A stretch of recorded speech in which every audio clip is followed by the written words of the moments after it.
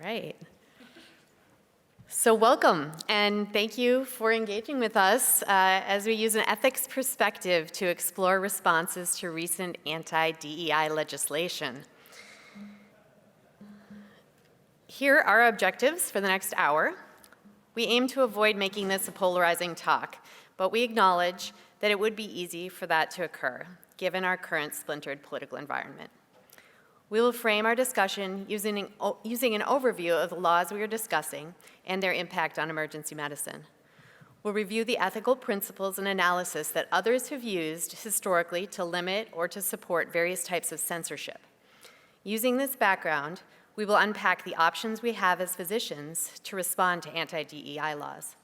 We will ask you to consider your response to a relevant case study as we ask for the insights and responses of our panelists. Our goal is not to prescribe any one philosophy or action, but to promote academic thought and conversation on this important topic.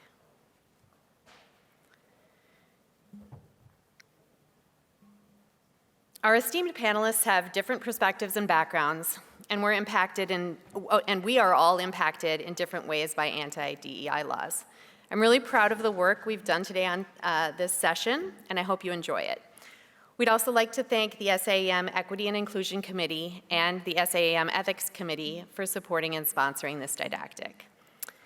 So I'd like to ask the amazing individuals on our panel today to introduce themselves. I'm Emily Binstedt, Regents Hospital and University of Minnesota in St. Paul, Minnesota.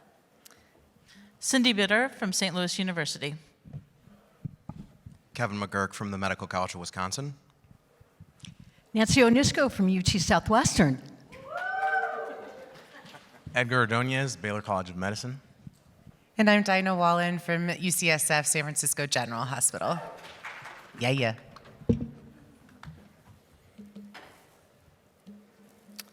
All right, our group has no disclosures to make, but we do have a disclaimer of sorts. Now, this talk is aimed for us to provide some perspective on the current trends and anti-DEI sentiments, their effect on academic emergency medicine, and then to view those efforts through the lens of ethics. In order to add some necessary context, we're going to talk about a few different laws, but we are not lawyers, lawmakers, nor are we policy experts. So, what are the current laws?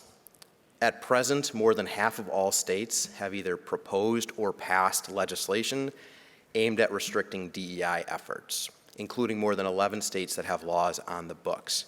Now, each of these laws is different. Some are small and standalone legislation, and others are part of much larger omnibus bills.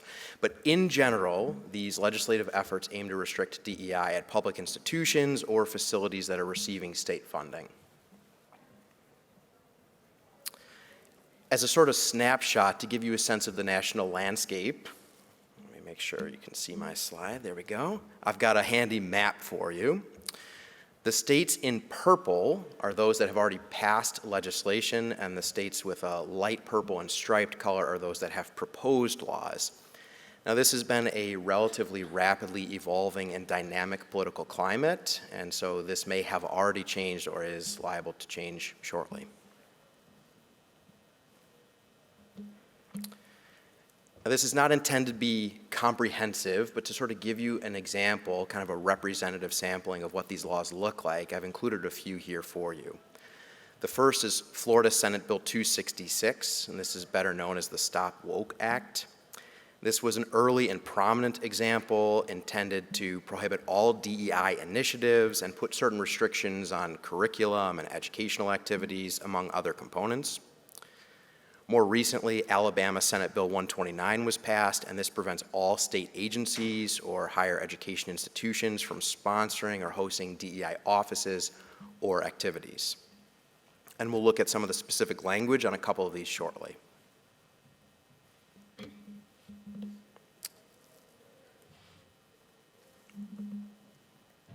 There we go. A couple of additional examples are Texas Senate Bill 17, and this led to the closure of DEI offices and certain additional restrictions. Since this was passed, there has already been closures at UT Austin for their Division of Campus and Community Engagement. And then Utah House Bill 261, this prohibits a variety of DEI activities and interventions. Now again, this is not meant to be comprehensive, but just to give you a sense of what some of the text actually looks like, I've taken some of the language verbatim from these laws. For those of you who are interested in a deeper dive, at the end we have a link to references, including some brief summaries of the relevant legislation and links to the actual text if you're so inclined. This is a representative example. This is from the Florida Senate Bill 266, and you can see that it states that the state may not expend any state or federal funds on activities that promote, support, or maintain any programs or campus activities that support or advocate for diversity, equity, and inclusion. Alabama's Senate Bill 129 prohibits having the DEI offices or sponsoring programs, and you can see the language there. This is obviously relatively broad and nebulous language, and below it is language from Utah House Bill 261. This uses language that prohibits discriminatory practice, but it then goes on to state that an example of that would be anything referred to as diversity, equity, and inclusion. This is a relatively common tactic that we saw in legislation to describe DEI efforts as divisive and thus part of the need for restrictions. Now, we had generally thought of this as a state-centric issue that has changed with the proposal of House Resolution 7725, also known as the Educate Act. Now, this seeks to amend the Education Act of 1965 and to prohibit any U.S. medical schools from receiving federal funding if they maintain DEI offices or facilitate other DEI proposals. This was actually proposed by Greg Murphy, a congressman from North Carolina, who is himself a physician.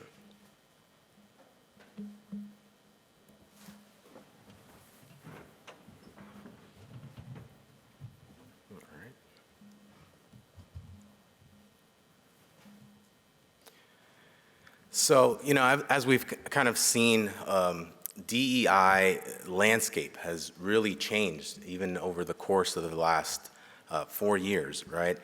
After the racial justice protests of 2020 and the inequities that were laid bare during the early stages of the COVID-19 pandemic, there were various organizations and institutions that had made a commitment towards addressing bias, discrimination, and racism in our various systems. So many of them established DEI roles or DEI offices.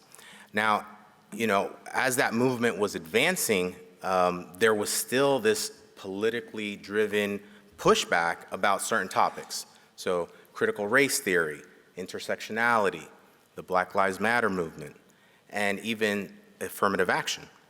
And some of this pushback has led to false narratives, unfortunately, due to a stream of misinformation, such as suggesting that critical race theory is embedded in primary education. And additionally, there's also been this targeting of education surrounding sexual orientation and gender identity, which many of you may have come to know as the Don't Say Gay bill. And while some of these proposed bills to ban certain initiatives gained a little bit of traction, or in the case of affirmative action, effectively reversed it, DEI has now been the new weaponized target in the culture wars, right? So these legislative actions have had like significant effects downstream across all sectors, and many organizations, institutions have been forced to kind of reinvent themselves. And as one of my colleagues actually said, play word gymnastics with things such as their names. So they've needed to change names of offices, names of titles, and even having to let go of individuals who work in DEI offices. And I would say in my case, this is true. I work in a Texas institution, and we no longer have an Office of Diversity, Equity, and Inclusion. It's now called the Office of Community Engagement and Health Equity. And several of my titles have also been changed. And I would say that, some of this rebranding has actually been required based on how the actual Texas laws are written, while others admittedly are ways that, our institutions have decided is best to kind of navigate this in order to avoid being targets. So now in our academic departments, we're kind of put in a situation where we're needing to consider how these anti-DEI movements can affect our work in our various mission areas. All right. Sorry.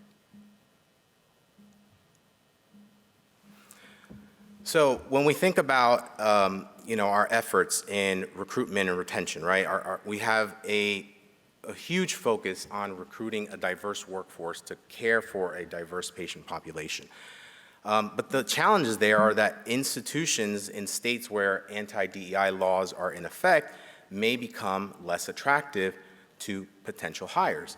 Now, many of you may be aware there was a recent AAMC analysis that found that states with new changes to reproductive rights, which is a DEI issue that was placed right after the Dobbs decision, had a decrease in residency applicants.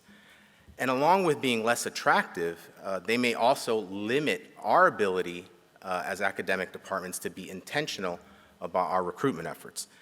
Now, opponents of diversity, equity, and inclusion, their argument is that historically excluded groups are now given unfair advantages, which is antithetical to equal opportunity.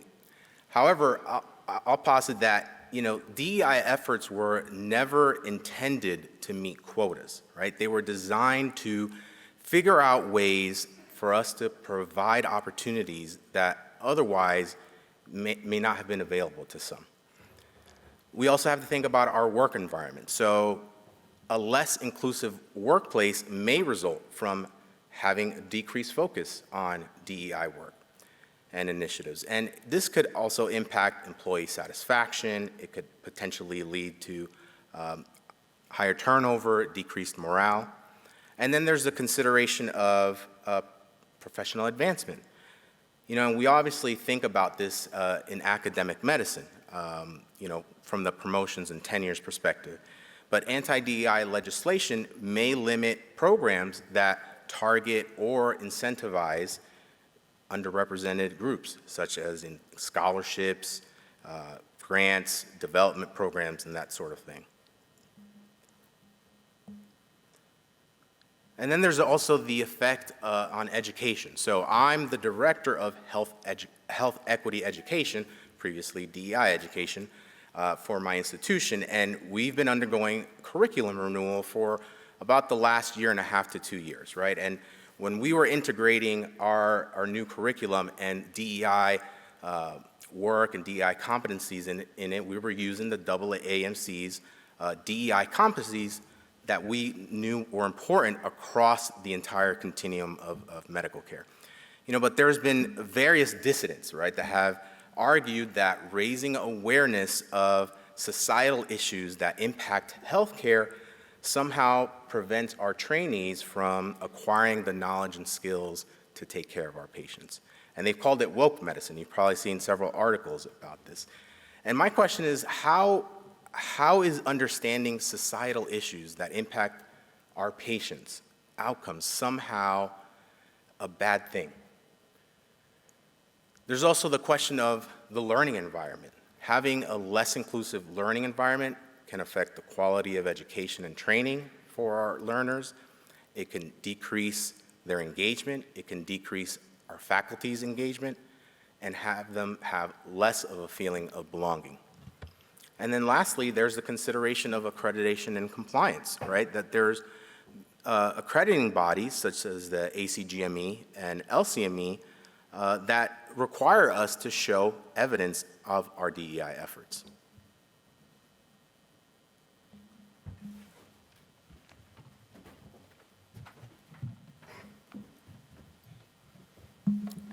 Okay.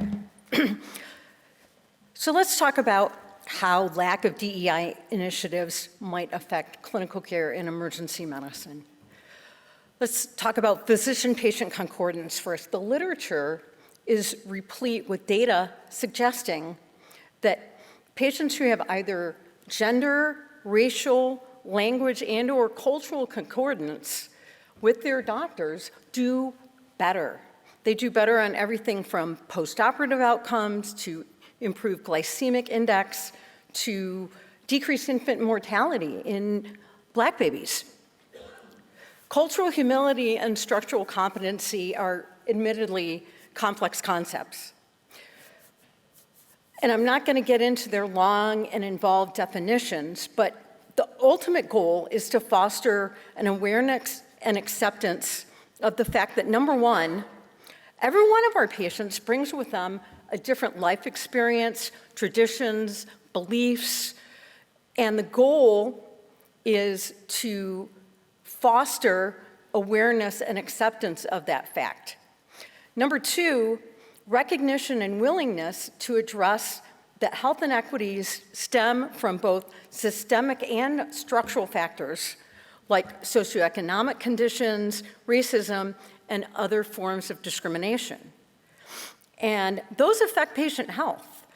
Obviously, mastering these concepts necessitates a lifetime of practice and continuous learning.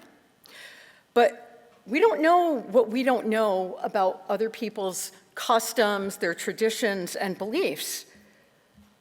So without cultural awareness and implicit bias training typically offered by our institutions, how are we going to be able to learn these things? Okay. Oop, I think I went backwards.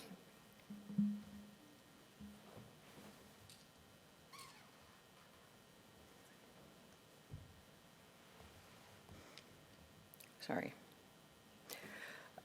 Let's go on to research now. So funding opportunities. One of the greatest concerns, sorry.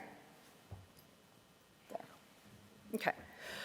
So one of the greatest concerns expressed last year when the Texas Senate was debating SB 17 was the impact that it would have on research funding, because many federal agencies like the NIH and other private organizations factor diversity initiatives into the equation when deciding who gets awarded these grants.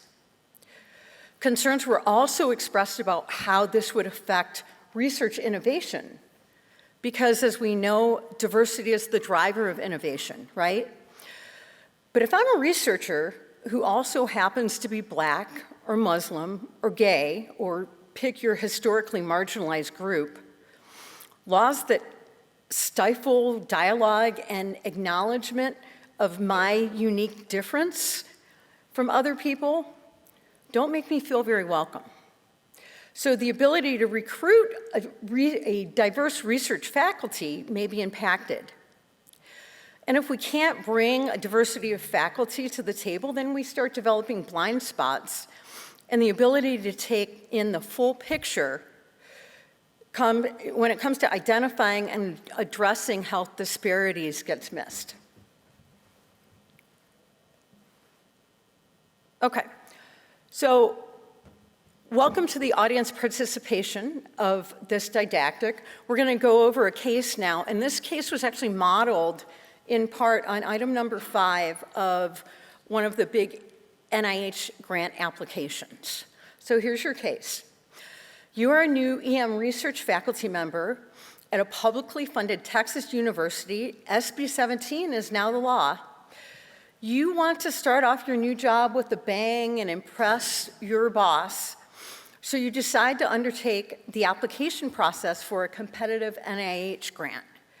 One of the sections asks you to describe outreach and mentoring activities that will enhance workforce diversity in your research program, and activities that will also enhance skills of scientists from underrepresented groups and promote equitable scientific biomedical research environments. You learn that DEI initiatives are one of the 5 criteria that are going to be evaluated and scored with your application. But you also learn that outreach any efforts specifically directed at researchers that are underrepresented in science and medicine are not permitted under the law. There we go. Okay. So this is just an excerpt.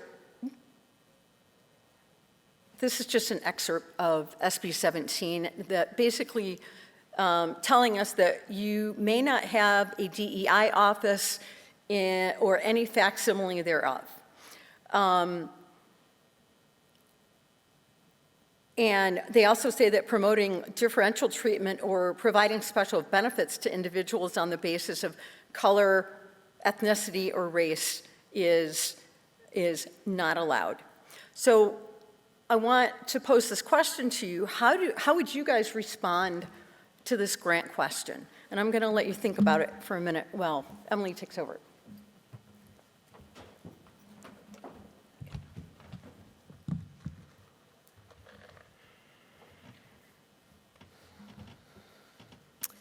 So we may have more questions than answers as we try to determine how to respond to the case that Dr. Onisko just presented. Hopefully, reviewing the ethical arguments used previously to promote or to limit censorship may help inform our perspective.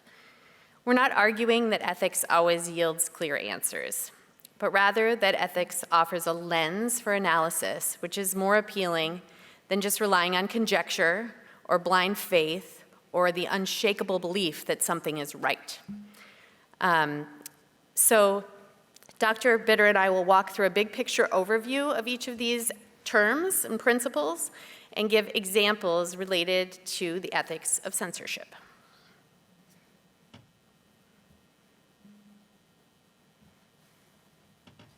So the first ethical principle that we're going to discuss is respect for autonomy. This is a foundational principle in Western medical ethics, and according to many, perhaps too foundational, as it may seem to override other issues. In medical ethics, the foundation of the respect for autonomy goes back to the writings of Kant, J.S. Mill, and numerous other philosophers. But looking at how this comes about in a political sense, it goes back to the Athenian democracies. It goes back to Erasmus and the Protestant Reformation. Erasmus was a 16th century Dutch philosopher who stated, "In a free state, tongues too shall be free." So this idea of free speech goes back centuries in political thought. Free speech is also guaranteed in the US on the basis of the First Amendment in the US Constitution. And it forms the basis for a right to privacy that protects patients' confidentiality in medical decision-making. Intellectual freedom is upheld as a basic human right for all as part of the United Nations Declaration of Basic Human Rights. And obviously, intellectual freedom is a very important tenet in academia. Arguments for censorship then have to overcome a strong, strong claim for freedom of speech and for access to information.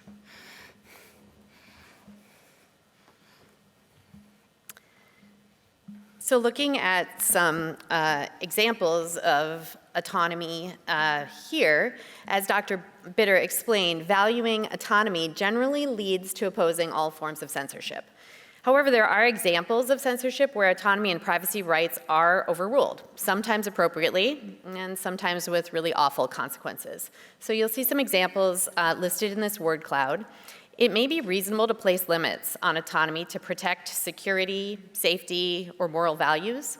Some examples of this include requiring licensure, developing confidential or top secret documents, national security clearances, that type of thing, or even TV and movie ratings. Other censorship examples are common in more oppressive or autocratic regimes. These are used to erase history, avoid responsibility, retain power, and are generally unjustified. Examples of those include anti-Semitic propaganda commissioned by the Nazi regimes, or Stalin's compulsive editing of photos to alter the historical record. These incidents of censorship rely on the same moral lens that allowed the violence and egregious rights violations of those regimes.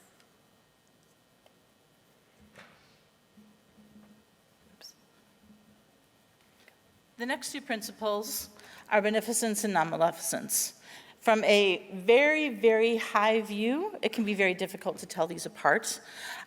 Essentially, beneficence in medical ethics requires that physicians do good and promote the holistic well-being of their patients. Non-maleficence initially was thought to prohibit behaviors that would harm patients, but has been extended to include failure to act when patients are in danger. And it's important to note that the intent is not an equation in non-maleficence. So the harms that patients accrue can be volitional or they can be unintentional. There's no distinction in terms of the breach of medical ethics. These principles date back to the Hippocratic Oath in Western thought. However, they go much further back to the prayer of Maimonides, a 12th century Jewish physician, and even as far back, they are found in the Charaka Shapath, which is part of the instruction for Ayurvedic physicians in India, approximately 100 BCE. So these principles are not part of the US Constitution, but they are very important in political philosophy and writings that deal with having a functioning society. They go back, again, Kant, Mills, many of the foundational philosophers spoke of the need to do good. These are thought to be very important civic duties. The principles of beneficence and non-maleficence have been used to justify censorship, but it is thought that the good being done or the harm being prevented in society must be proportionate to the infringement on free speech. The harm must be a direct result of the free speech and must be imminent so that there is no time for a more reasoned debate.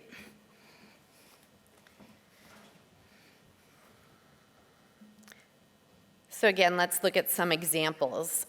Beneficence requires us to identify a direct and imminent harm. Oh, sorry. Thank you.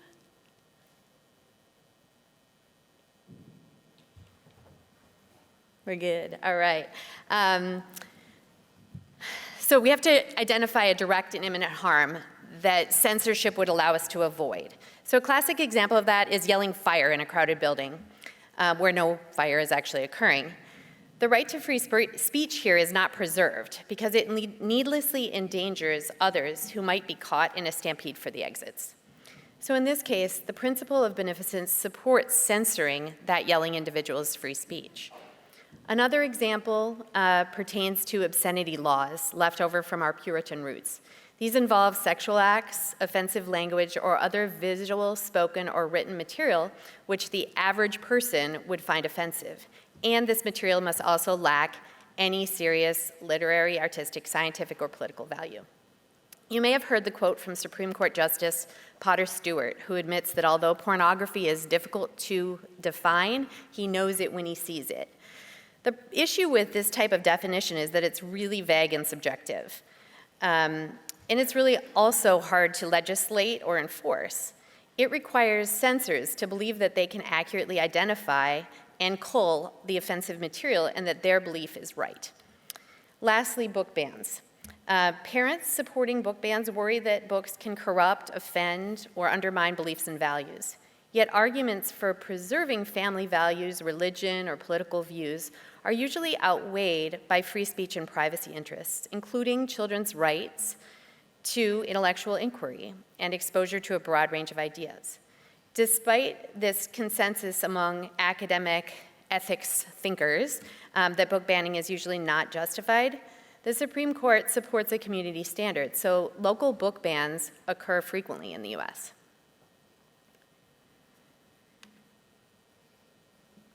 So these examples that I just gave you can be confusing. When does one principle outweigh another? Consider these standards as you apply a beneficence argument to a censorship question. Is the threat real and measurable? Is it really imminent? Or is there time to discuss and resolve it? Can you check if the proposed censorship actually has any impact? There is a clear burden on the censor to define how the material being censored actually poses a significant danger to society. Next, subjectivity. If you cannot clearly define what constitutes these censored expressions and cannot publicize those standards, not just identify some board that's going to decide it, you're likely going to be judged harshly by history.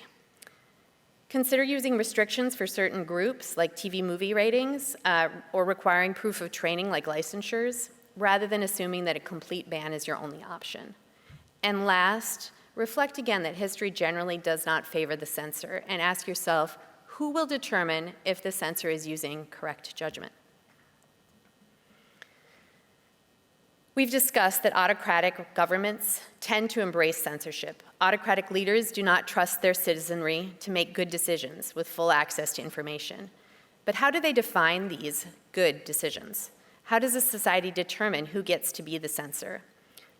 Whomever fills that role has immense power to perpetuate the status quo. Societies which allow censorship then also need to determine who has the power to provide limits on that censorship. This is where theories of justice are key to the ethics of censorship, as Dr. Bitter will explain. So the final medical principle to discuss is justice.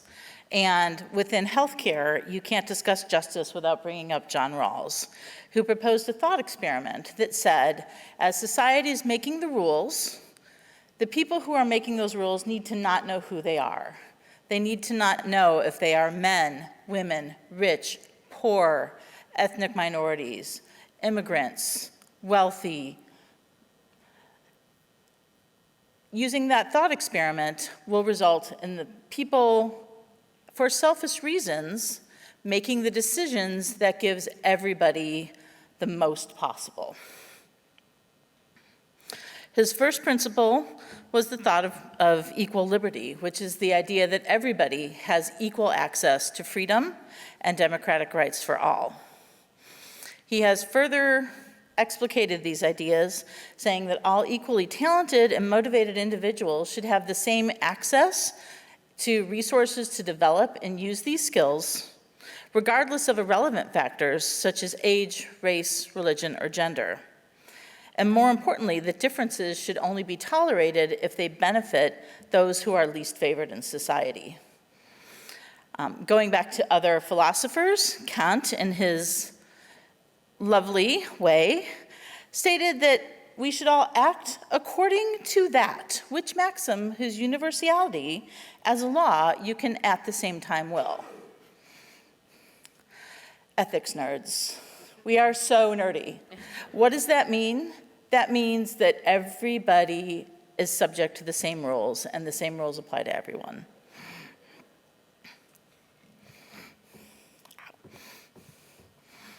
Okay. So we've discussed the book ban example as it pertains to the trade-offs between autonomy and beneficence, but this example also illustrates how the principle of justice helps us analyze a real-world question. The concern is that whomever controls education can rewrite history, and they may attempt to use book bans to restrict knowledge for future generations of leaders. Multiple book burning campaigns in history exemplify how delegitimizing academic thought and expertise and limiting access to knowledge can be a means of staying in power.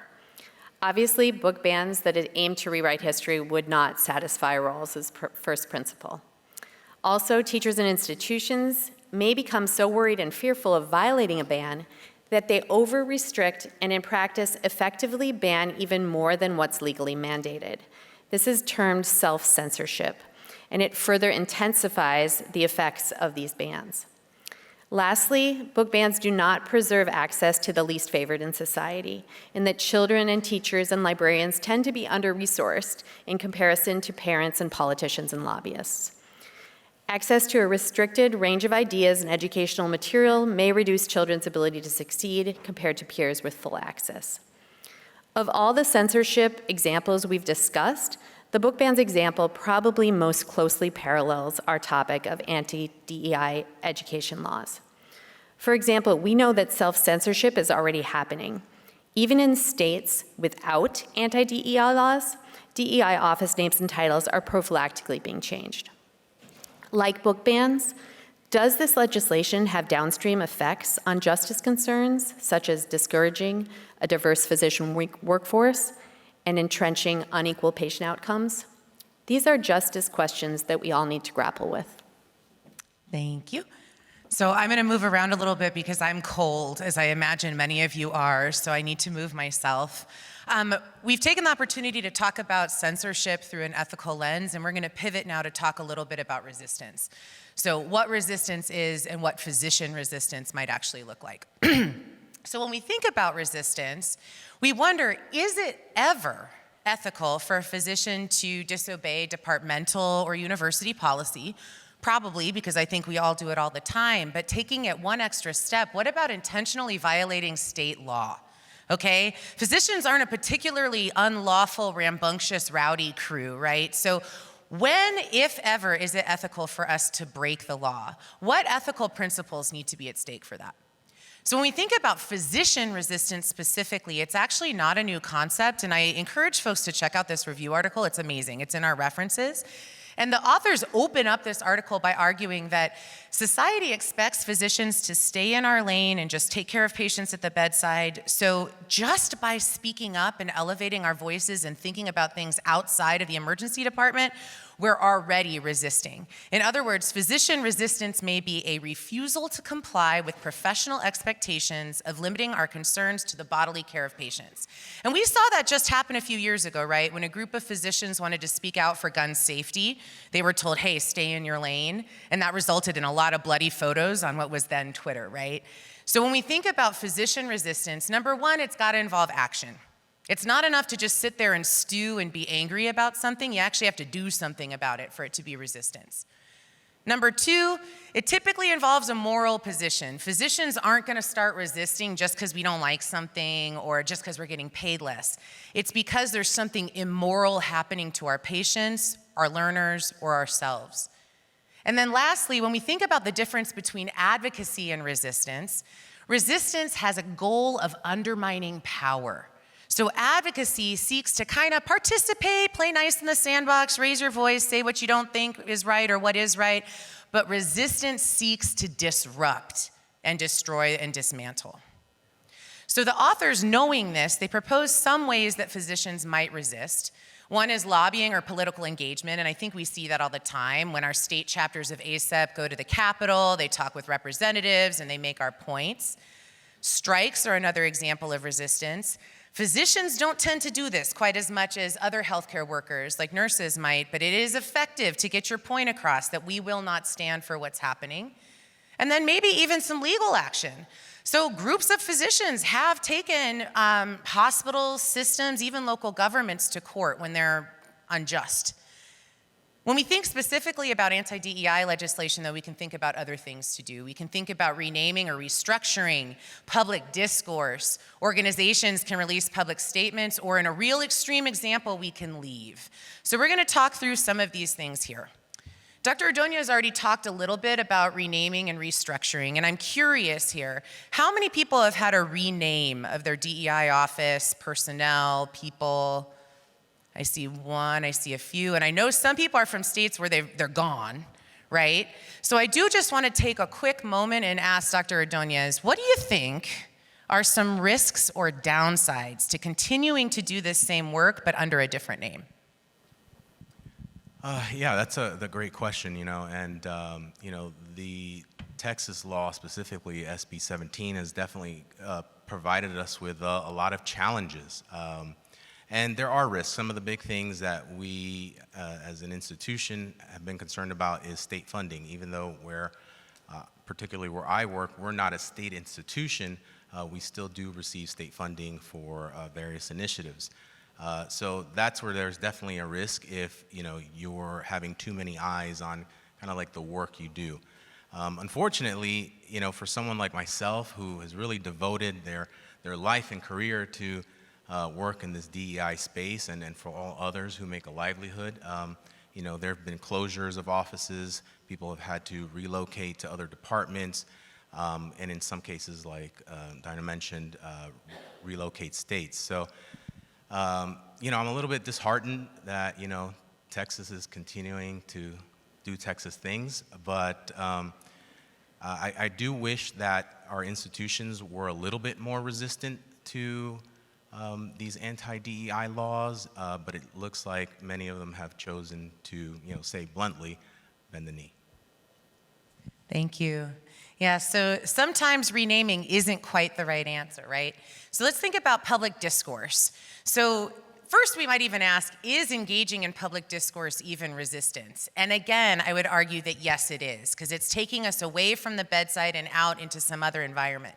So public discourse may look like speaking up during a meeting, whether that's in your department or maybe your local government. It may look like putting a message on social media. It may look like creating, submitting, and delivering a didactic at a national conference, right? There's all sorts of ways that an individual can engage in public discourse. And it may help them mitigate moral distress. Now, many of us are practicing medicine in environments which, due to structures and rules and policies, our patients are not getting the care that they deserve or that we want them to give. We are not practicing medicine that we want to practice. And that gives individuals significant levels of moral distress. When we feel powerless, that's compounded, right? So by raising our voices and engaging in public discourse, maybe we can mitigate that.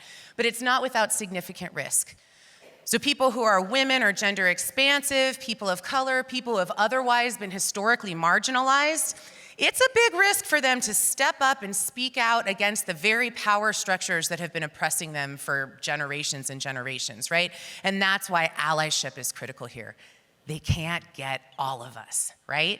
So this is one level individuals can do. When we think about organizations, you can make a public statement. So this was a statement in 2022 by all of the major US emergency medicine organizations speaking in favor of retaining a diverse workforce, having equitable care for our patients, our learners, and ourselves, and creating inclusive learning and clinical practice environments.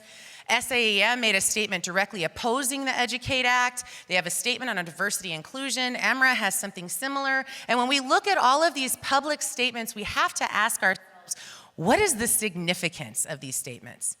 I want to know how many people's organizations have released a pro-DEI statement, anything in support of that. So I see some. How many people have seen action come from that?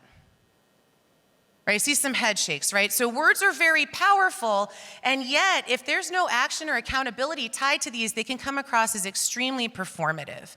So I'm going to ask a rhetorical question here, especially for people who are practicing in states where these laws are taking effect. When you're trying to take care of patients, do your research, teach your learners, what impact do these statements have on you?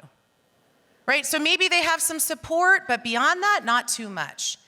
So one final way of resistance, and by far the most extreme, is leaving. So how many people have seen headlines like this?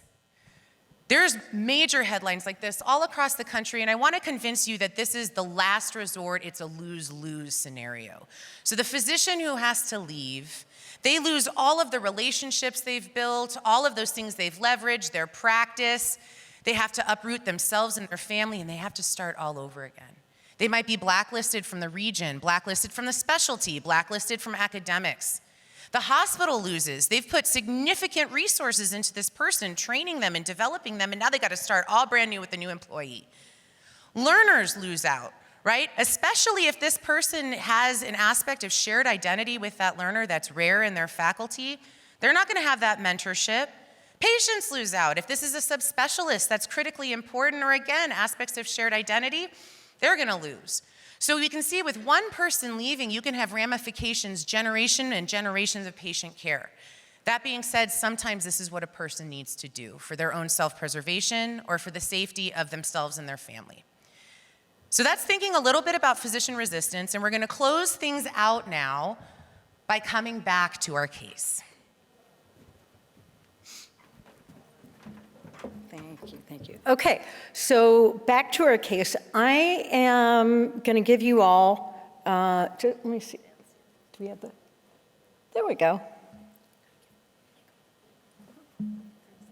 Got it. So I'm going to give you all about a minute or a minute and a half to discuss how would you respond to this NIH grant application requesting, wanting to know what kinds of DEI initiatives your institution has. How do you respond to that, especially if SB 17 is in effect? So you can go ahead and turn to someone near you and just kind of chat with this, and moving is not an option. You have just bought a house, your kids just started school, so you can't move. And we're going to make it easier because it's going to be only about 30 seconds.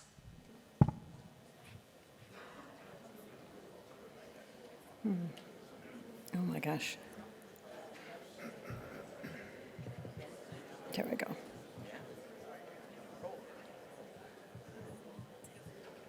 Okay. All right, I think that's been 30 seconds. So They've solved the problem.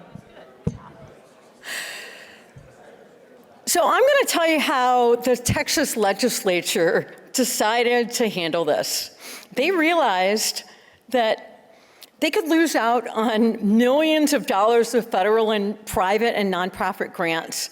So they drafted a very specific compliance clause stating that if the grant or contract or accrediting agency explicitly required DEI initiatives, then the university could go ahead and implement these DEI initiatives as necessary to comply with the requirements.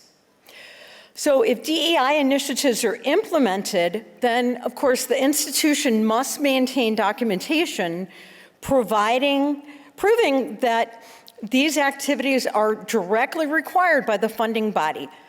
The initiatives have to be approved not only by your risk management institution, but also by the Texas Higher Education Coordinating Board.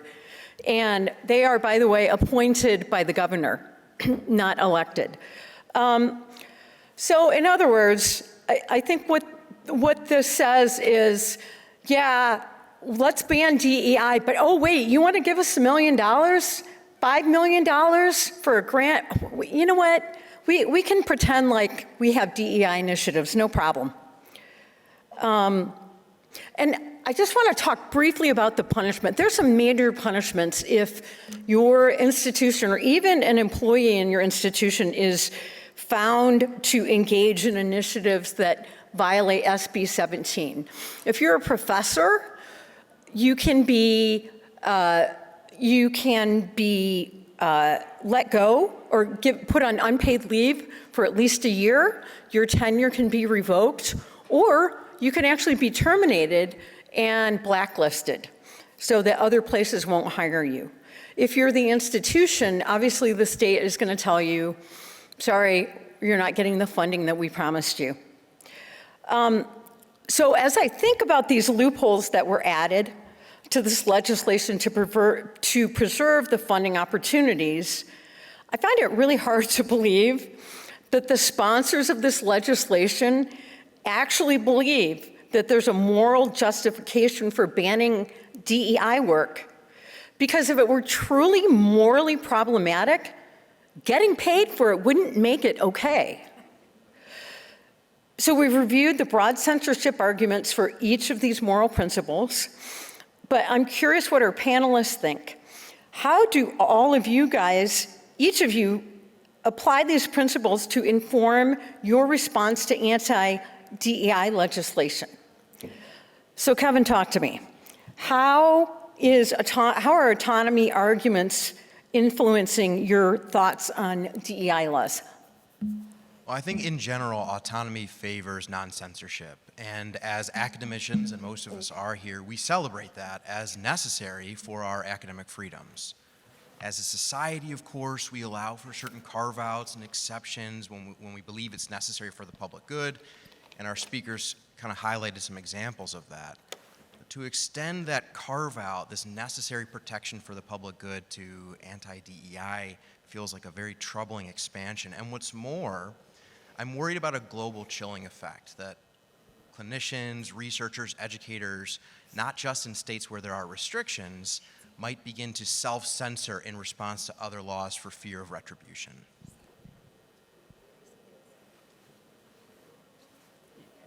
Sorry. Okay. There we go. Okay, Dr. Bitters, talk to us a little bit about how non-malfeasance applies here to these anti-DEI laws. So there's a growing movement in medical ethics to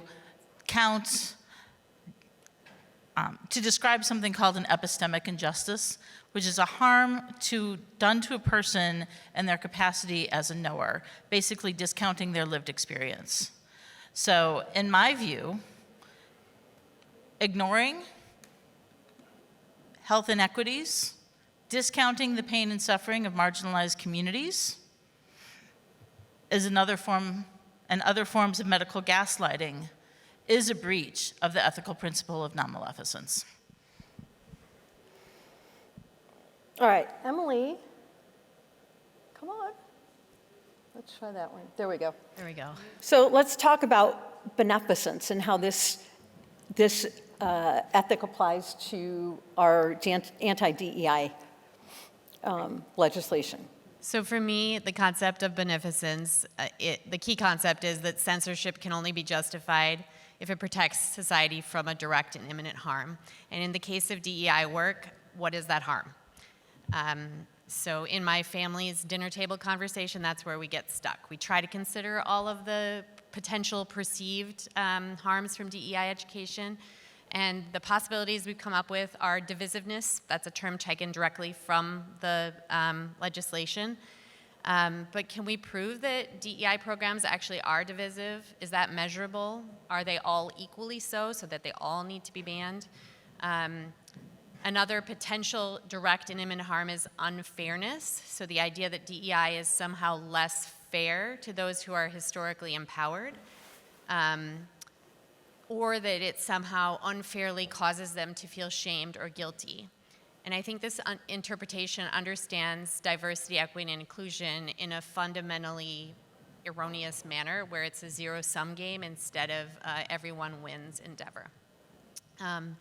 This leads me to possibly what I feel is the real motivation for banning DEI work, and granted, this is probably when I'm on my most cynical days, but I see these laws as part of a calculated plan by a well-funded, well-organized group to reduce respect for academic institutions while also limiting access to what's considered dangerous information.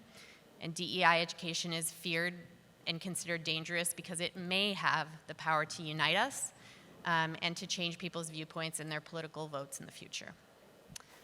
Additional concerns related to beneficence argument used to support DEI laws are the language in these laws is frequently very vague, and there's no real justification why a complete ban is needed, nor any justification for why it needs to be done immediately. Those are required under the beneficence. That's awesome. All right. So finally, let's talk about the principle of justice. Edgar, talk to me about how justice applies to these anti-DEI laws. Yeah, so as many of you may be aware, there have been many organizations, institutions that have began including justice as part of their DEI principles. And I think that this has been a necessary addition. And I think back to a quote that I once read that really puts this into perspective. Diversity and inclusion are byproducts of equity and justice. So if you have equitable and just policies and practices, diversity and inclusion will happen naturally. And it's not just about a language shift, though. It's really about a change in praxis. And I would say in order for us to get there, we have to have the right dialogue, right? So there was a racial justice scholar, Dr. D.L. Stewart, who posed this statement. Diversity asks, who is in the room? Equity responds, who is trying to get into the room but can't? Inclusion asks, has everyone's ideas been heard? Justice responds, whose ideas won't be taken as seriously because they aren't in the majority? Right? So we have to remember that historically, our society has not been kind to minoritized individuals. And so justice is about doing the work that's transformative. It's about making sustainable systemic change, and it will allow us to be our most authentic selves and thrive in our respective spaces. Thank you. Sorry for going over time. We appreciate you. If anyone wants references, they're on that QR code, and we're happy to talk after, but we have to get off the stage. Thanks so much.